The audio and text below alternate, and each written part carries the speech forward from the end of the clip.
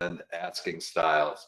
I have been in the nonprofit world and fundraising my entire life. As I'm telling you just a bit of background, if you could type in where you are listening in from today and your position, that would be great. Are you a director of development, other development staff, an executive director, or board member? If you could type that in the chat box along with where you are, that would be wonderful. I love to get a sense of where everyone is at. You know, I'm sure if I asked you, who here grew up saying I want to be a fundraiser, none of you would say so. Once in a while someone says yes, but most of us end up fundraising because we want to help in some way, and then we realize this is the way to do it. So whether we're staff or we're volunteers, we're trying to find our way in. And for boards in particular, it's even more challenging because at least staff, we get some training, hopefully, we get more practice day to day, and we really need to help our boards fundraise. And to fundraise, we need strong boards. As a matter of fact, I have 2 books here, but I actually have a 3rd book called Engaged Boards Will Fundraise. And it's all about the fact that we have to understand the personality of our board. We have to help our board be collegial and have camaraderie, for everyone to feel they're making an impact, that they're in it together. All that stuff will inspire fundraising, and one of the ways is through the asking styles. So I spent 25 years as a frontline fundraiser. I'm still asking here and there for gifts. I still find it challenging. As a matter of fact, this is as much me as the picture you just saw. I'm no more the stereotype of a fundraiser than any of us are. It never was the thing I was most passionate about doing professionally, but I wanted to make an impact, and so I've done it. But I do still ask. I find asking fascinating. I find boards fascinating. I'm working with them a lot, and so I'm hoping that today's webinar will help. Will give you some tools that will help you work more successfully with your board and help them fundraise and help them govern your organization as well as possible. And I see we've got a great range of you today. We've got a bunch of executive directors, Anna from Ontario, and Laura from Wisconsin, Susan from Murfreesboro, Tennessee. Oh my, I know some people from Murfreesboro from ages ago. Great, Katie is from Montana. I was just out there in Billings. She's director of outreach. So a wonderful range of development directors, executive directors, other staff. I'm not sure if I'm seeing a board member or 2 yet, but I'm sure there are some on. Welcome. So today we'll start with talking about these asking styles that we developed at Asking Matters, then figuring out your board style, also how you might, how different leadership, how leadership is affected by style, how style might impact strategic planning and fundraising, and then I'll share 2 exercises to do with you. As Adriana said, we have a huge crowd here today, so I can't answer every question, but I will look at the questions box and I'll try to answer a few before we finish today. So, the asking styles, what are they? Why did they come about?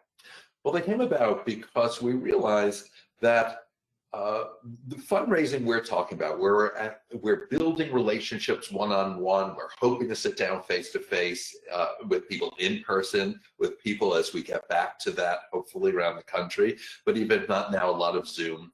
And when we're asking for gifts that way, we're really talking about relationships. Very different than direct mail, crowdfunding and such, where there's a science to it now, there's such a method to it. But when we're talking about asking for gifts, that's part of a whole continuum of a relationship. Identifying, cultivating, qualifying, educating, you hear all these words all the time probably, involving, thanking, recognizing, and we need to understand who we are, who our donors are too, because we need to relate as we would in any relationship. So the question for us was, well, so what would make up someone's asking style? How would different askers be different?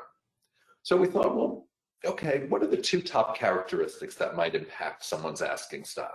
The first, not surprisingly, is how do you interact with people? Are you an extrovert or an introvert?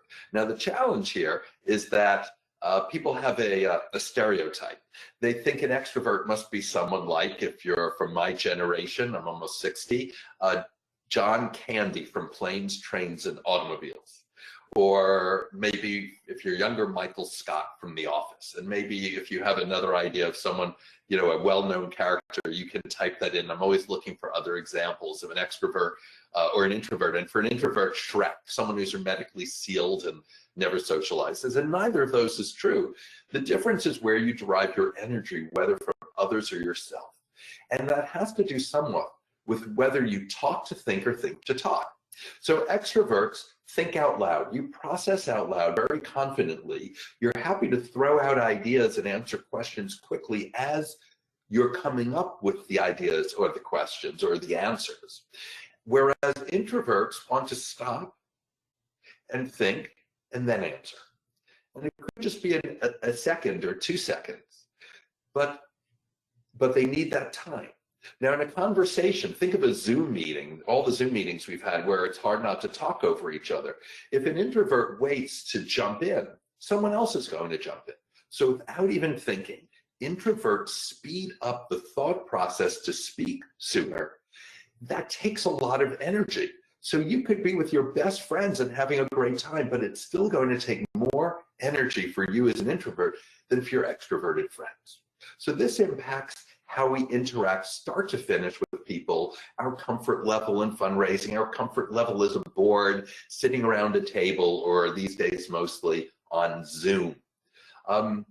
So very important characteristic for asking styles. The second is, how do you take in information? A little easier to get, analytic versus intuitive. Do you start with data and derive the idea, or do you start with the idea and then you see if the data supports it?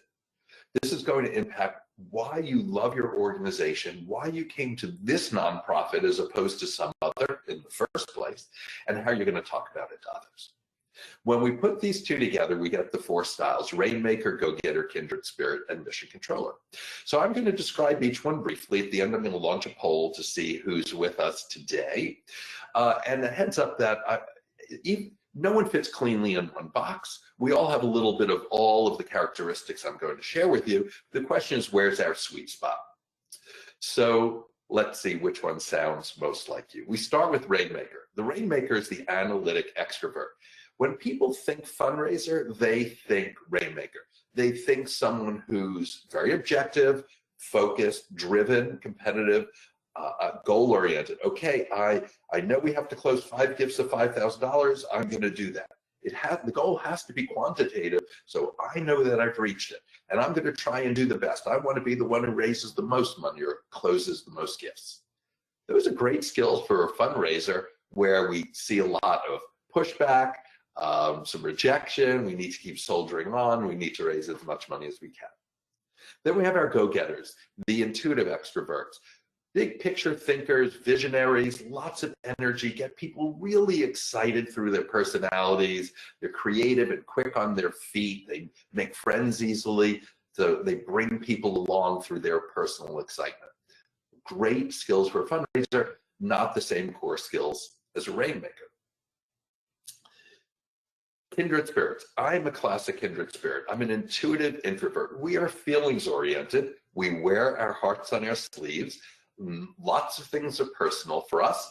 I've struggled with that my whole life, not to make everything personal. I have finally given up. And because I'm so sensitive, I tend to be sensitive to others. I want to make sure they feel good, that they've been heard. How can I help you? What can I get for you? Oh, let me do this for you. And to the extent that we do that, it helps us build relationships with donors. We're good at caring for them, at cultivating them. Not to say a Rainmaker can't be caring or a kindred spirit can't be goal-oriented. We have a little bit of each. And then we have our mission controllers, the Eagle Scouts, who always get the job done, the analytic introverts, methodical, systematic, planful, see the path, understand the steps we have to take, and always get those steps completed because they feel a sense of responsibility, and observe it. The most able to sit back and listen and observe, which, as we know, is a great and important skill in fundraising. The other way we look at the styles is through the core question each of us asks. When we're trying to figure out, well, what's important to us? What's going to move us? What's going to make us act? So the Rainmaker says, well, what's the goal? It's in the future, and it's quantifiable. I know when I've reached 5 gifts, $10,000, whatever it is. The go-getter says, well, what's the opportunity? The go-getter is also looking in the future, but more broadly, what's the opportunity? What can we make happen? The kindred spirit is saying, well, what moves my heart, right? I'm going to go in the direction, I'm a heat-seeking missile. Well, I'm going to go in the direction of what moves me, what I feel right in here. And the mission controller says, okay, fine and good, everyone, but what's the plan? Without a plan, you can't reach your goal. Without a plan, you can't take advantage of the opportunity. And without a plan, it really doesn't matter what you're thinking, what's in your heart. It's because it has to be doable. So you can start to see even now where all these styles are very important on a board and so forth. So here are the 4, and I'm going to launch a poll and ask you to say, which do you think is your primary asking style? Rainmaker, analytic extrovert, go-getter, intuitive extrovert, kindred spirit, intuitive introvert, or mission controller, analytic introvert? Which one? Got more than half of you already. Don't overthink it. You can always change your mind. And as a matter of fact, I'm going to give you a more scientific, if you will, way to find your style in a sec. What's your gut? Rainmaker, go-getter, kindred spirit, or mission controller? I'm going to give you 3 more seconds. Looks like we've got 70+%. Come on, we can get that to 75%. 1 or 2 more responses. There we go. Okay. I'm going to close the poll and share the results. There we are. So only 8% of you self-identified as Rainmaker, that classic stereotypical fundraiser. 32% go-getter, 43% my fellow kindred spirits, 16% mission controller. So you can see that 75% of all of you today self-identified as intuitive, and 59% of you as introverted, with neither of which is that classic fundraiser. And of course, that could mean only a certain percentage of you could fundraise, but as you know, not true. We all can, we all have strengths. No one is strong in everything. We played our strengths in relationships, we understand our challenges. And so understanding our asking style, and you'll see in a sec, understanding our board's asking style is so important to our success in building relationships, having a strong board, and so forth. Let me hide those results, and let's now continue on.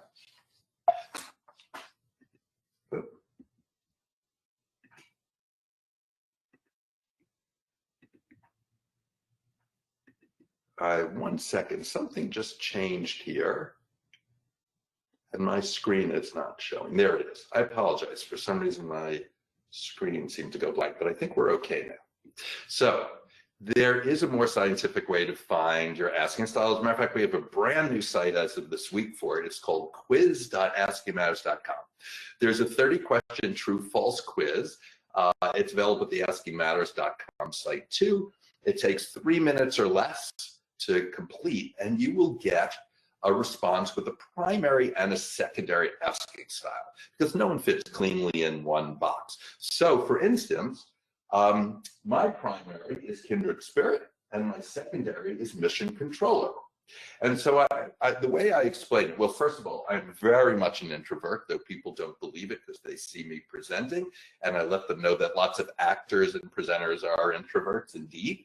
But the way I explain is this: I have no desire to be in control of things because I don't really want to be in the spotlight. But as a kindred spirit, I feel this deep obligation to make things happen if I know they can happen. I want to help things happen. And because I have the organizational skills of a mission controller, I often am asked or agree to do something because I want to get it done. So that's sort of my asking style.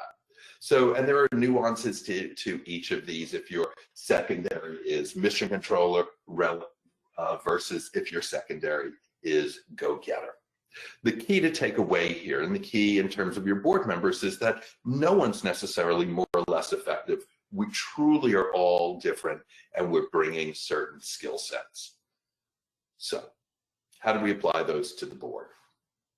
Well, first of all, the board has a personality. So I highly recommend asking everyone on the board to go take the assessment. As a matter of fact, I do a lot of board trainings all the time. all over the country. I train boards. And the first thing I do before I even get there is I say, make everyone on your board take the assessment so we can see what the board is like. Like, first of all, it gets some buy-in, of course, and people find it interesting to find out, to do these personality tests, if you will, but it really allows us to have a sense of where everyone is. So you can see this RMGG that means Rainmaker, go-getter. GGRM next to Alice means go-getter. Rainmaker, just the opposite. So we can map out our board and understand what its personality is. Right? It only takes 3 minutes for every board member to do it, and then you have all this information. And you can see here, well, the board seems pretty even between extrovert and introvert, but it seems a little more intuitive, maybe. More of the board is to the right, is over here.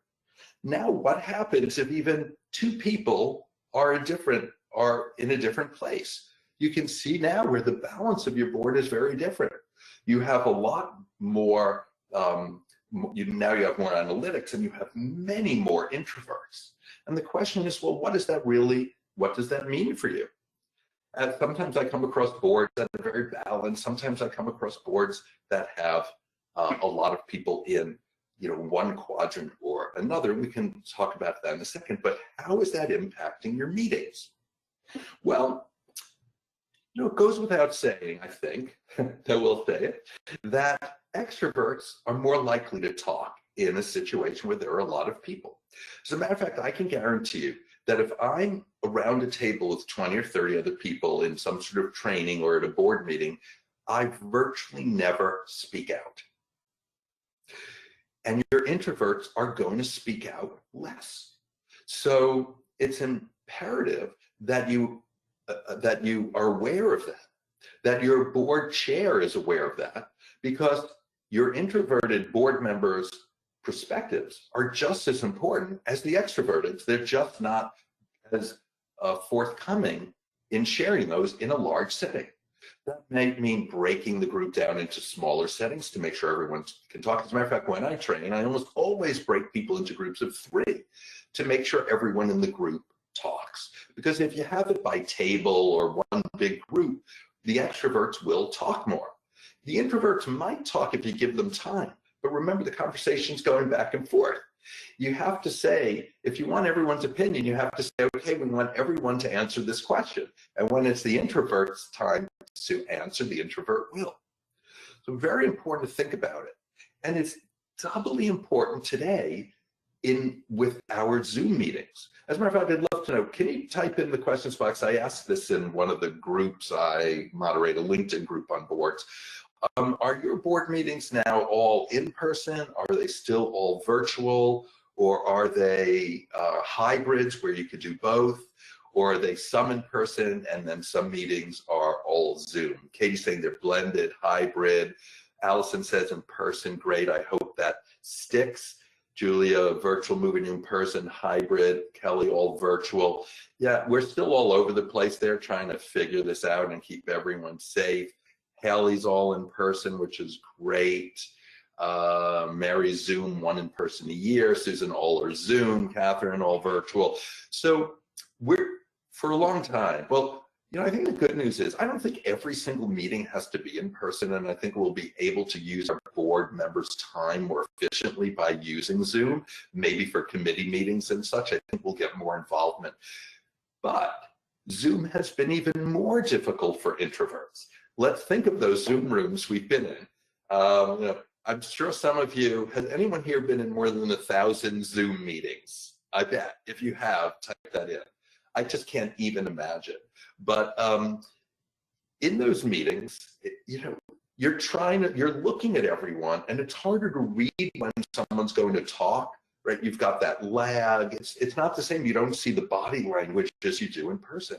And what's happening is introverts are participating even less by talking, which means I do this when I train now. If I train a group in Zoom, I'm constantly asking them to type in, because it's more likely that an introvert will type in.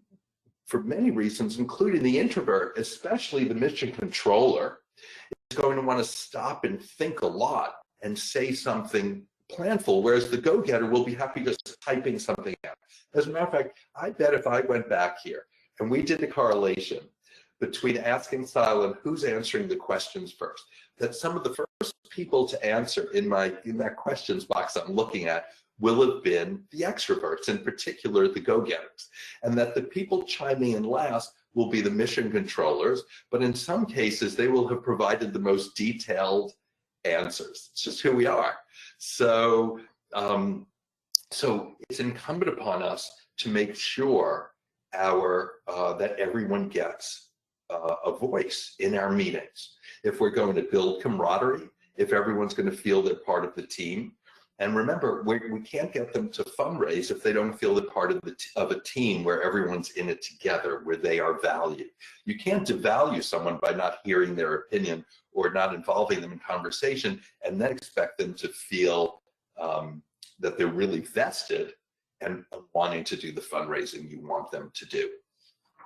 Any sense? So I'd love you to type in whether you think your board is pretty balanced or if you think it leans more towards one style or another. As a matter of fact, I'll go back two so you can see the four styles again.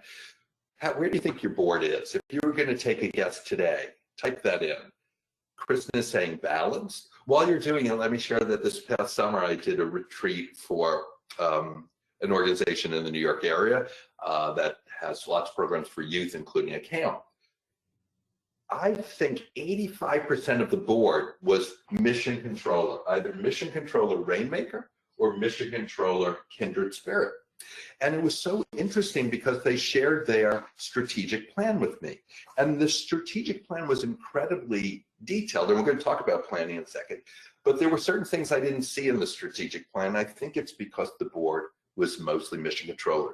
So Melissa's saying mostly introverts with a few extroverts. Diane is saying more introverted. Anyone else want to chime in? Let's see. Katie says we have a good number of both members who jump in and discuss, and those who we have to solicit answers from, particularly via Zoom. Great. So understanding the styles will help you run better board meetings, help you engage board members better. The better we know them, the better we can support their work and make sure that they feel engaged and part of the team. So let's continue. Let's go back now to our next point, which is leadership.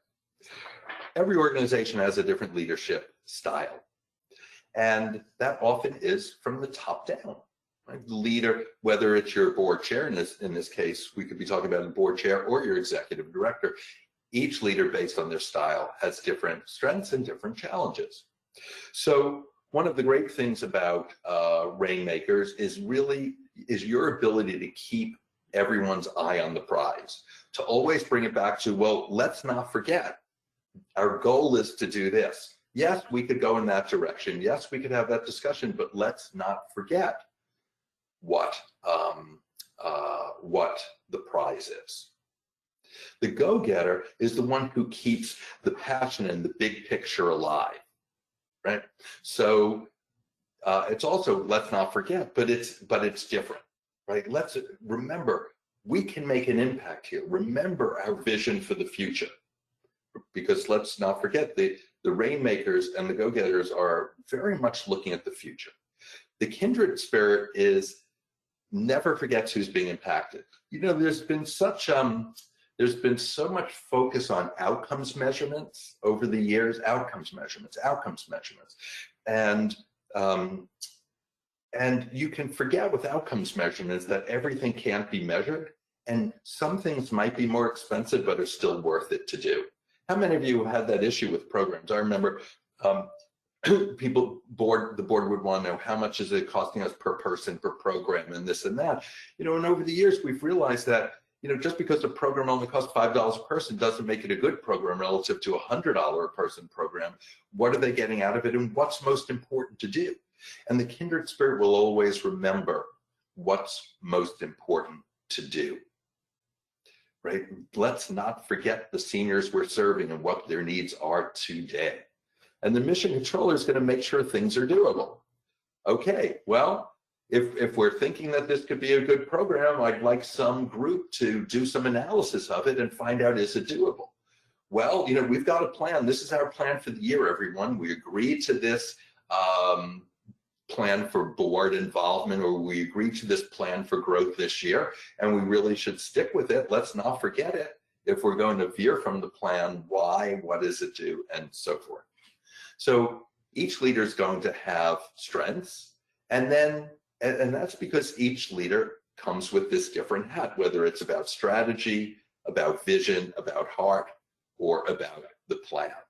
And in fact, each person's also going to have a challenge. So Rainmakers are not that big into process. So in fact, I can always tell a Rainmaker donor, because we meet and the donor pretty quickly says, yeah, I know why, look, we know why you're here. Let's say I'm going to ask for a gift. We know why you're here. Let's just get to the point.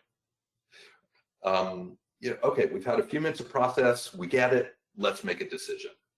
And might need to let the process continue, especially if you want the board to have buy-in, you want people to feel engaged, they need to have their voice heard in the correct way.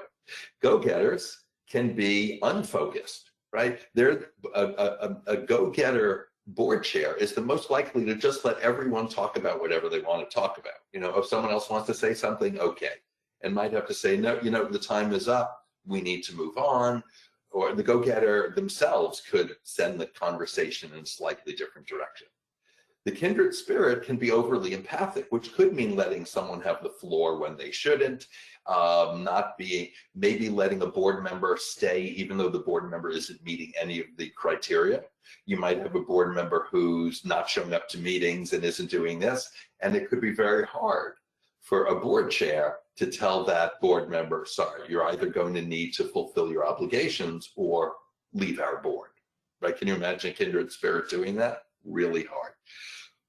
And then you have our mission controllers. So yes, you want to have process. Yes, you want to keep on target and so forth. But there are times where you need to let something go in a direction you weren't considering. Today's Tuesday, right? So Sunday, I led an all-day strategic planning session for a charter school system. And it's at a very big point of inflection where the founder and leader is leaving, and there's a lot on the plate. And I had to let that conversation veer off a couple of times and then bring it back, right? And I could do that as a kindred spirit because I knew the importance of making sure people were heard, because it was such a sensitive time for the agency. And then the mission controller helped bring me back on. If I were solidly mission controller, I might have shut one or two of these conversations down. So knowing that, you also can figure out, well, what is it I can do to support my leader so that my leader can do a good job where my leader might be challenged. So question for you, let's see. Oh, actually, it's funny. Susan said, we have one board member who's usually quiet throughout the meeting, and then when we are about to close, asks several questions. So that could be an introvert. There could be other reasons for that as well. I'm not sure. But let me ask you this question. What do you think the asking style of your board chair is? What do you think the asking style of your board chair is if you had to choose one of these? Type that in the questions box.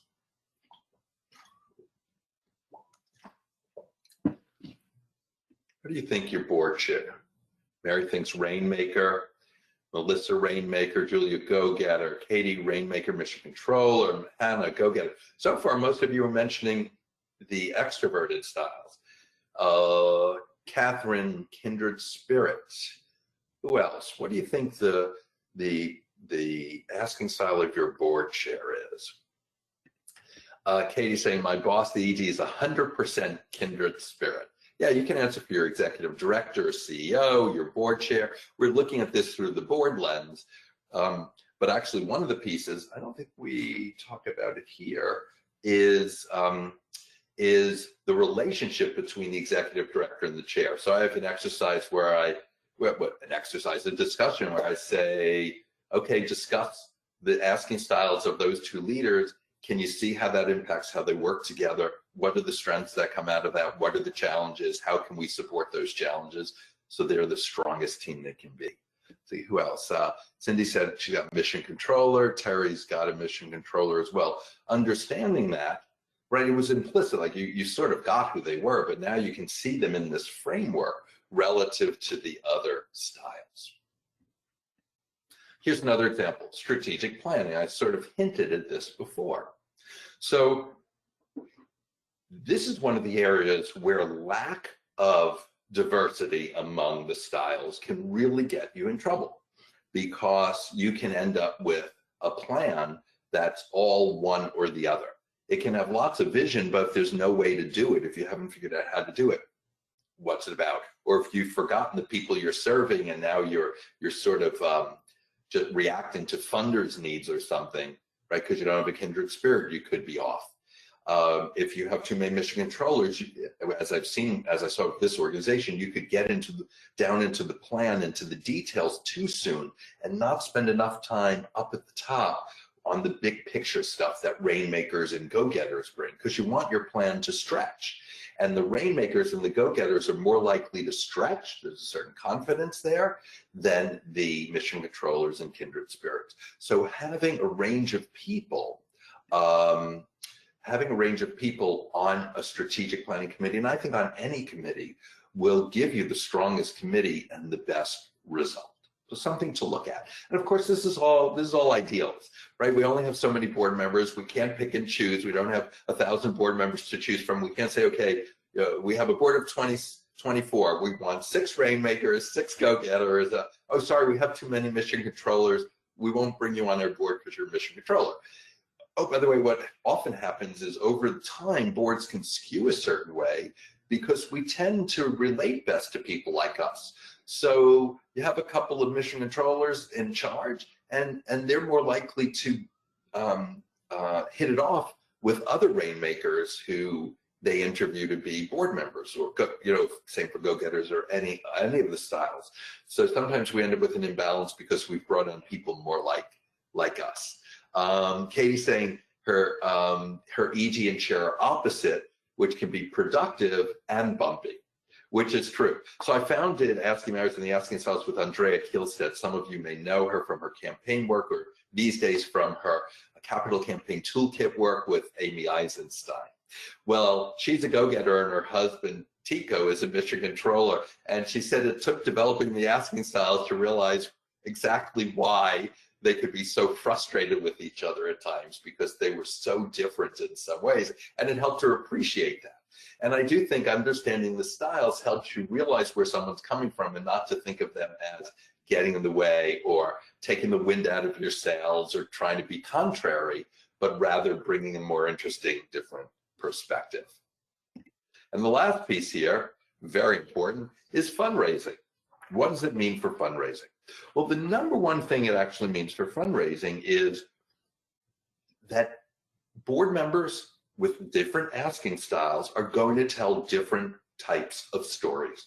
I do a lot of work teaching stories. As a matter of fact, I just did an hour ago to my members, and we were talking about the importance of vision and impact. Talking in this big vocabulary, which actually is easiest for a go-getter to do. We want our board members to talk in a way that's comfortable for them. Every board member should not be reciting an elevator pitch, the same thing, because unless they're great actors, it's going to sound canned, it's not going to sound authentic. We want our board members to create their own story, and their story is going to vary depending on their asking style. I, as a kindred spirit, will no more tell a goal story and use lots of outcomes measurements and such than a Rainmaker will tell a mission-driven participant story, or their own personal story of how the organization has impacted them, or how they dealt with something that's similar to what the organization is trying to do, right? We're all going to tell a different story. We have to, in some way, impart what the vision is for our world and the impact we are making or trying to make, but we're going to tell that story in different ways. So giving our board members a chance well, the number one thing we have to do if we want our board members to fundraise is to help them learn their story and feel comfortable with it. And part of that is helping them embrace their own story, not thinking, oh, the executive director speaks so much better than I do. How could I ever do that? I can't do that. I don't know all the facts and figures. I don't know this. Your board members don't have to. They simply need to be passionate. They need to be authentic in what they say and tell their own story from the asking styles. The other way they can be helpful is in figuring out how you might partner to fundraise, or how your fundraising will go based on your partner. So the ideal is, though it can be challenging, to Katie's point with her ED and chair, is to match with someone diagonally. So as a kindred spirit, my best match is a Rainmaker, because then I've got the analytic and I've got the extrovert. So the Rainmaker is the extrovert, can open a meeting, is probably more comfortable in the dialogue, at least at the beginning. And the analytic is great because I'm mostly intuitive, and if we have an analytic donor, so forth. So you might use it to pair people, but you also might use it because, let's say you as a staff person are a go-getter, and the board member you want to take is a go-getter. And you're going to see someone you think might be a mission controller. And sometimes you can tell by what they do or how they interact with you, whether they use the phone or they like email. From past experience, you might know whether they're quiet or not. So what happens if you and your go-getter board member go to see a mission controller? Well, just using this framework will help you lay out the meeting more productively and make sure that you are listening to your donor and giving time for your donor to speak. So the styles can be a roadmap that way.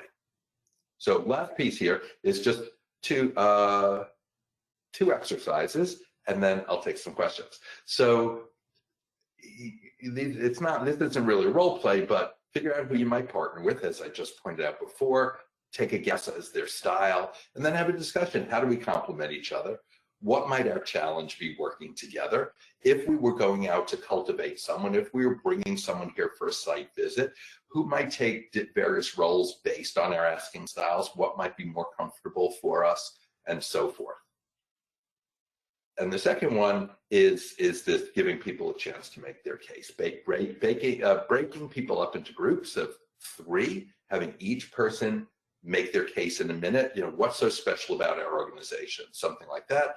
Have a discussion about how your asking style impacted what you said, so it's reflective, and then maybe repeat it to get more experience.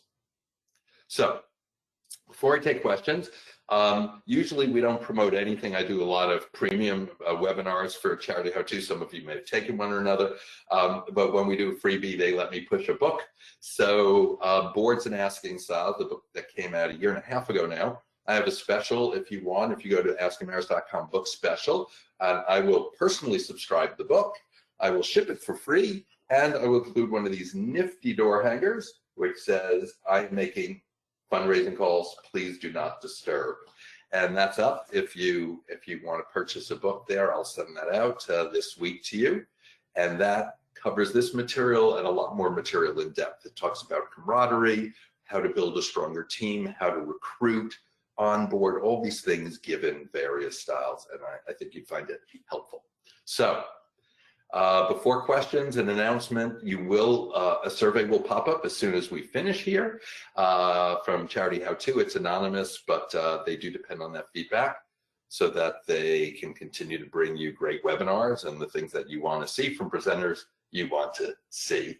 And if you want to continue to interact with CharityHowTo, you can on all the various social media and on their blog, where they have lots of great resources.